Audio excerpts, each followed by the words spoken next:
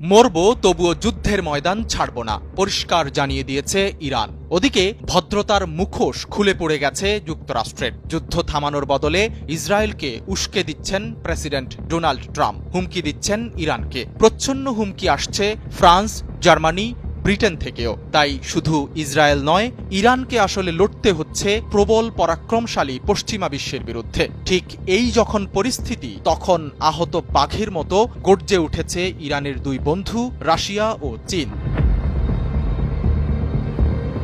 একটু দেরি করে হলেও বন্ধুর পাশে দাঁড়ালো বিশ্বের দুই সুপার পাওয়ার রাশিয়া ও চীন। অর্থাৎ যুদ্ধের ময়দানে ইরান এখন আর একা নয়। এই যুদ্ধের পেছনের নাটের গুরু যুক্তরাষ্ট্রকে হুঁশিয়ারি দিয়ে রুশ পররাষ্ট্র মন্ত্রণালয় জানিয়েছে, আমরা ইসরায়েলকে সরাসরি সামরিক সহায়তা দেওয়ার বিরুদ্ধে যুক্তরাষ্ট্রকে সতর্ক করছি।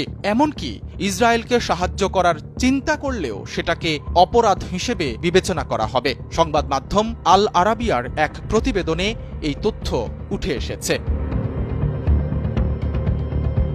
গার্ডিয়ানের এক প্রতিবেদনে বলা হয়েছে, রাশিয়ার উপপররাষ্ট্রমন্ত্রী সের্গেই রিয়াভকভ সতর্ক করেছেন, ইসরায়েলকে সরাসরি মার্কিন সামরিক সহায়তা মধ্যপ্রাচ্যের পরিস্থিতিকে অস্থিতিশীল করে তুলতে পারে। তেমনটা হলে পরিস্থিতির পুরো দায়ভার নিতে হবে যুক্তরাষ্ট্রকে। বিশ্লেষকরা বলছেন, যুক্তরাষ্ট্রকে উদ্দেশ্য করে রাশিয়ার এসব মন্তব্য অনেকটা লাস্ট ওয়ার্নিং এর মতো।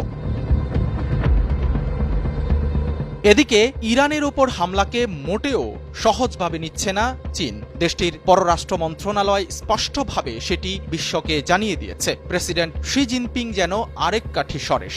সম্মান হারানোর আগেই যুক্তরাষ্ট্রকে শিক্ষা নিতে আহ্বান জানিয়েছেন তিনি। এক বার্তায় অতীতের অনেক পরাক্রমশালী সাম্রাজ্য ধ্বংসের কথা স্মরণ করিয়ে দিয়ে তিনি লিখেছেন, যুক্তরাষ্ট্র ছাড়াই এগিয়ে যেতে পারে বিশ্ব।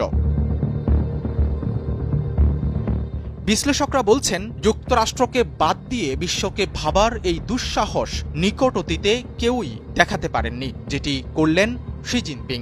মনে করা হচ্ছে, এটা একদিকে যেমন ট্রাম্পের দেশের জন্য কড়া বার্তা, তেমনি ইরানের জন্য নতুন উদ্দীপনা। দুই শক্তিশালী বন্ধুকে পাশে পেয়ে গেছে খোমেনির দেশ। যুদ্ধের ময়দানে এবার শুধু এগিয়ে যাওয়ার পালা। ইরান ইসরায়েল যুদ্ধকে কেন্দ্র করে শুরু থেকেই মন্তব্য করে যাচ্ছেন ডোনাল্ড ট্রাম্প, যেগুলোর অধিকাংশই স্পষ্টভাবে ইসরায়েলের পক্ষে।